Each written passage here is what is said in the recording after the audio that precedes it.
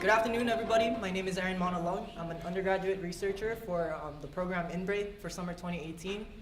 My research is going to be revolving around the effects of crop rotation on soil microbiota. So my research question is, do plants affect the soil microbiota in varying soil conditions? So a bit of a background to my research. Originally, the purpose of my research was to investigate the effects of different crop rotations on soil microbiota. And crop rotation is defined as a type of field system technique that varies the crop planted in the given unit area of soil, allowing the soil to regenerate its essential nutrients over a period of time naturally.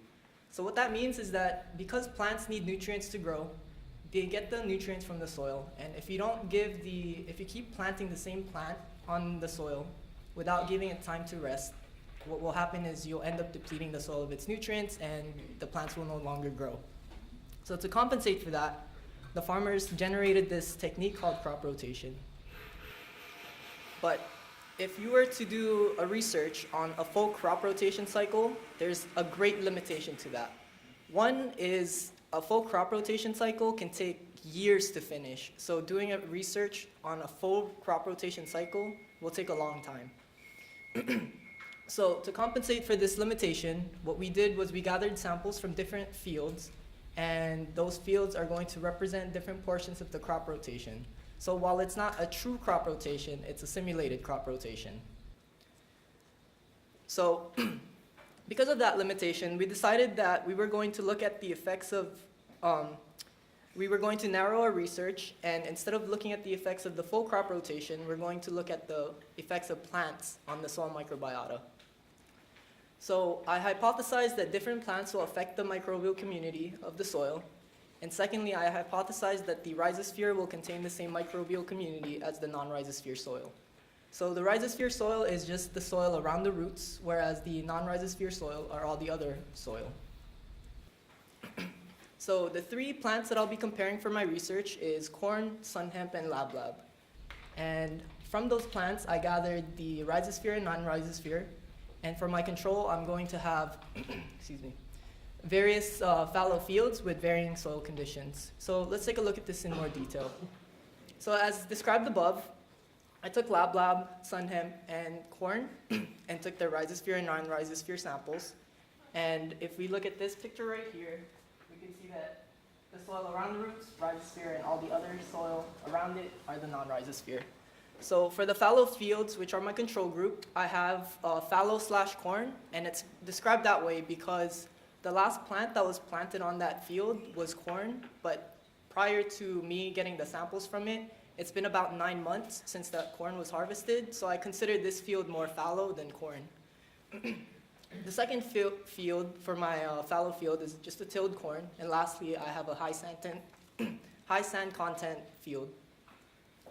So for my materials and methods, my target gene is the 16S gene. And the 16S gene is present in all bacteria. It encodes for the small subunit of bacterial ribosomes, and it's used for bacterial identification and phylogeny. The reason we use the 16S gene is because the mutation rates for this portion of the DNA is very, very slow, so it remains relatively the same. Furthermore, we could use this gene because this gene will have slight variance from species of bacteria to bacteria. We could use this to classify one bacteria from the other. So the 16S gene looks something like this. And so the primers that I'll be using is primer U2, which will bind to position 341. And all that says is it's the 341st nucleotide in the genome. Secondly, the U3 primers will bind at D534, and hence we'll get an amplicon size of about 200. So, but when we do this experiment, we're expecting an amplicon size of around 240, 250, because U3 primer contains a GC clamp at the end, and the GC clamp is just important because during the denaturing process of the technique that I'll be using, DGGE, you don't want the DNA to completely split off, and you prevent that by clamping it down with a GC clamp at the ends. So I want to talk about the technique that I use, DGGE. All it does is it separates DNA fragments based on the nucleotide arrangement and percent composition of the DNA. And the DNA is going to be portrayed as bands. on a gel, and I'll show you guys a picture of that later.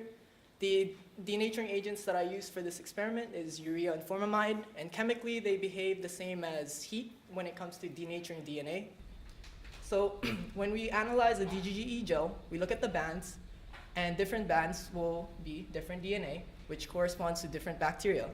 So if we look at a picture right here, if we look at the columns represent a sample, and all the bands in that sample is the community of bacteria. So if we take a look at this band and compare it to this band, we can say that these are the same band, same DNA, same bacteria. But if I compare this band to this band, different, so different bacteria. But my research doesn't involve just looking at a single band. Rather, I'm looking at the community profile, so I'm more interested in the band patterns. So here are my results for my DGGE. As we could see from this gel, it's very hard to tell whether or not a banding pattern is similar or not. But I'd like to point out that samples 2 and 3 here comes from the same plant, sunhemp. The only difference is sample 2 comes from the rhizosphere, whereas sample 3 comes from the non-rhizosphere. But here we can clearly see that they share the same bands and the same banding patterns. So when we input this DGGE gel into a program, GelJ, what it's going to do is it's going to create a dendrogram. And a dendrogram is just going to group the samples based on relative, its alikeness. And because of what I just showed, we expect at least 2 and 3 to cluster together. So here's the results of my dendrogram. And looking at it, it's still fairly hard to analyze. So we'll just take a look at one dendrogram. So a good thing to note here is that the dendrograms for all gels share the same patterns. And that is that if we look at the groupings, we see that they're grouped based on the plant associated with the field. And we see that the rhizosphere and non-rhizosphere are closely grouped together, which means that there isn't really a difference in the microbial content between the rhizosphere and non-rhizosphere soil.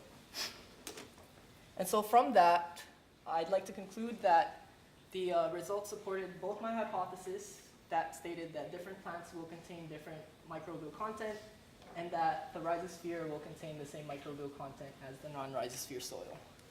So I'd like to take this chance to thank the Pioneer Farms for providing me the samples that I needed to do my research, and Monsanto Farms for showing me around, and also INBRE for funding the research, and of course Leeward Community College for its staff with guiding me with this project.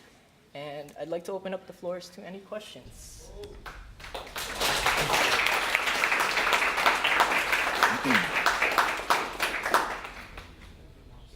No questions? Thank you.